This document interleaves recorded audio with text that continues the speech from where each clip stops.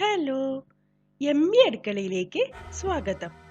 ഇന്ന് ഞാനിവിടെ ഉണ്ടാക്കുന്നത് കൂട്ടുകറിയാണ്. സദ്യയിൽ നമ്മൾ ഒഴിച്ചുകൂടാനാവാത്ത ഒരു വിഭവമാണ് കൂട്ടുകറി. എങ്ങനെയായി കൂട്ടുകറി ഉണ്ടാക്കുന്നതെന്ന് നോക്കാം. കൂട്ടുകറി ഉണ്ടാക്കാനായി ഞാനിവിടെ 1 കപ്പ് കടല 8 മണിക്കൂർ വെള്ളത്തിൽ കുതിർത്ത് കഴുകിയെടുത്ത് വെച്ചിട്ടുണ്ട്. കടല എടുത്ത അതേ അളവിൽ തന്നെ 1 കപ്പ് നേന്ത്രക്കായ നുറുക്കിയതും കൂടി എടുത്തിട്ടുണ്ട്. അതേ അളവിൽ തന്നെ 1 കപ്പ് ചേന നുറുക്കിയതും കൂടെ എടുത്തിട്ടുണ്ട്. ഇനി നമ്മൾക്ക് കടല ഒന്ന് വേവിച്ചെടുക്കാം. അതിനായി ഞാനിവിടെ കുക്കറിലേക്ക് കടല ഇട്ടിട്ടുണ്ട്. ഇനി കടല വേവാൻ ആവശ്യമായിട്ടുള്ള വെള്ളം കൂടി നമ്മൾ ഒഴിച്ചു കൊടുക്കാം. കൂട്ടുകറിക്കായതുകൊണ്ട് ഒരുപാട് വെള്ളം ഒഴിക്കണ്ട.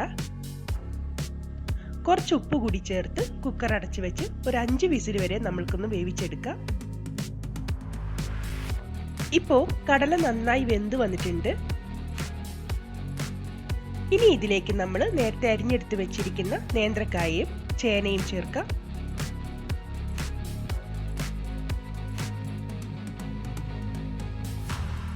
ഇനി കൂട്ടുകറിക്ക് ആവശ്യമായിട്ടുള്ള മസാലപ്പൊടികൾ നമുക്ക് ചേർക്കാം. 1/2 ടീസ്പൂൺ മഞ്ഞൾപ്പൊടി, 2 ടീസ്പൂൺ മുളക് പൊടി, ടീസ്പൂണാണ്. അതേ അളവിൽ തന്നെ 2 ടീസ്പൂൺ കുരുമുളക് പൊടി കൂടി ചേർക്കാം. ഇനി പച്ചക്കറിയിലേക്ക് ആവശ്യമായിട്ടുള്ള ഉപ്പ് കൂടി നമ്മൾക്ക് ചേർക്കാം.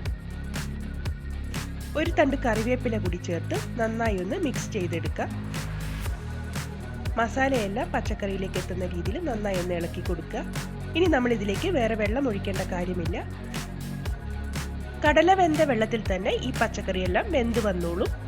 ഇനി നമ്മൾക്ക് കുക്കർ അടച്ച് 1 വിസിലൊന്ന് വേവിച്ചെടുക്കാം.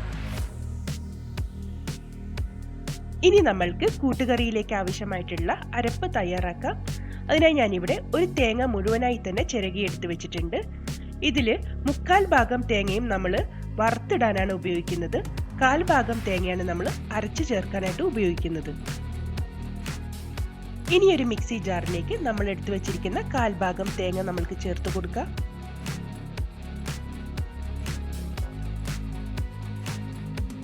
ഇതിലേക്ക് 1 ടേബിൾ സ്പൂൺ ജീരകം കൂടി ചേർക്കുന്നുണ്ട്. 1 തണ്ട് കറിവേപ്പില കൂടി ചേർക്കാം. ഇനി വളരെ കുറച്ച് വെള്ളം ഒഴിച്ച് നമ്മൾക്കിതൊന്ന് അരച്ചു കൊണ്ടുവരാം. ഒരുപാട് മഷി പോലെ അരയ്ക്കേണ്ട കാര്യമില്ല. കുറച്ച് തരിതരിപ്പായി അരച്ചെടുത്താൽ മതിയാവും. തേങ്ങാക്കൂട്ട് ഞാനിവിടെ അരച്ചു കൊണ്ടുവന്നിട്ടുണ്ട്. ഈ ഒരു പരുവത്തിൽ അരച്ചെടുത്താൽ മതിയാവും. ഒരുപാട് നൈസായി അരയ്ക്കേണ്ട കാര്യമില്ല. ഈ സമയം കൊണ്ട് കായയും ചേനയും എല്ലാം നന്നായി വെന്ത് വന്നിട്ടുണ്ട്. ഇനി നമ്മൾക്കിതിലേക്ക് നമ്മൾ അരച്ചു വെച്ചിരിക്കുന്ന തേങ്ങാക്കൂട്ട് ചേർത്ത് കൊടുക്കാം.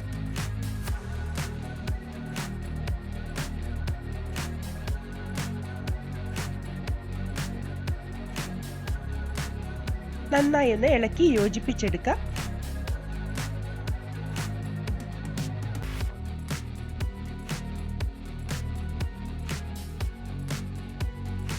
ഇനി ഈ അരപ്പെല്ലാം നന്നായി ഒന്ന് വെന്ത് വെള്ളമെല്ലാം കുറച്ച് വറ്റി വരാനായി നന്നായി ഒന്ന് തിളപ്പിച്ചെടുക്കാം.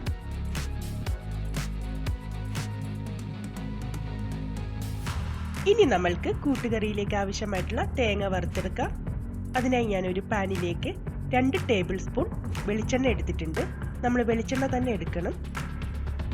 എണ്ണ ചൂടായി വരുമ്പോൾ ഇതിലേക്ക് 1 ടീസ്പൂൺ കടുക് ചേർത്ത് കൊടുക്കാം. കടുക് പൊട്ടി വരുമ്പോഴത്തേക്കും ഇതിലേക്ക് 1 ടീസ്പൂൺ നല്ല ജീരകം കൂടി നമ്മൾക്ക് ചേർത്ത് കൊടുക്കാം.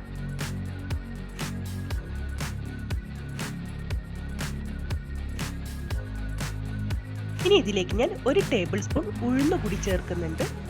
കൂട്ടുകറിക്ക് നല്ലൊരു ടേസ്റ്റ് കൊടുക്കും ഉഴുന്ന് ചേർത്താൽ.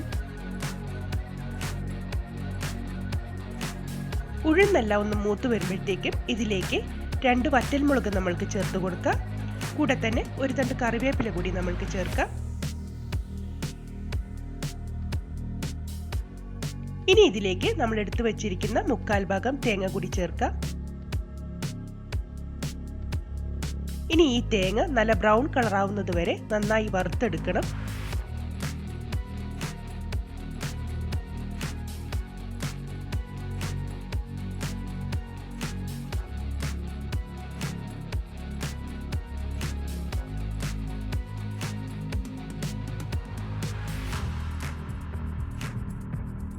ഇപ്പോൾ തേങ്ങ നന്നായി വറുത്തെടുത്തിട്ടുണ്ട്. ഇനി നമ്മൾക്ക് ഫ്ലെയിം ഓഫ് ചെയ്യാം.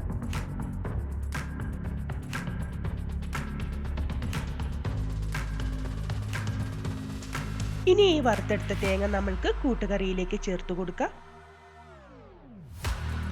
ഈ തേങ്ങ വറുക്കുന്നതാണ് കൂട്ടുകറിക്ക് നല്ല ടേസ്റ്റ് കൊടുക്കുന്നത്. തേങ്ങ എത്ര കൂടുതൽ നമ്മൾ വറുത്തിടുന്നോ അത്രയും കൂട്ടുകറിക്ക് ടേസ്റ്റ് ആണ്.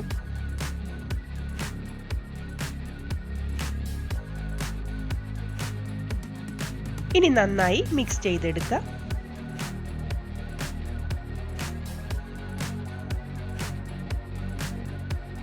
സദ്യയിലെ എല്ലാവരുടെയും പ്രിയപ്പെട്ട വിഭവമായ കൂട്ടുകറി ഇവിടെ റെഡി ആയിട്ടുണ്ട്.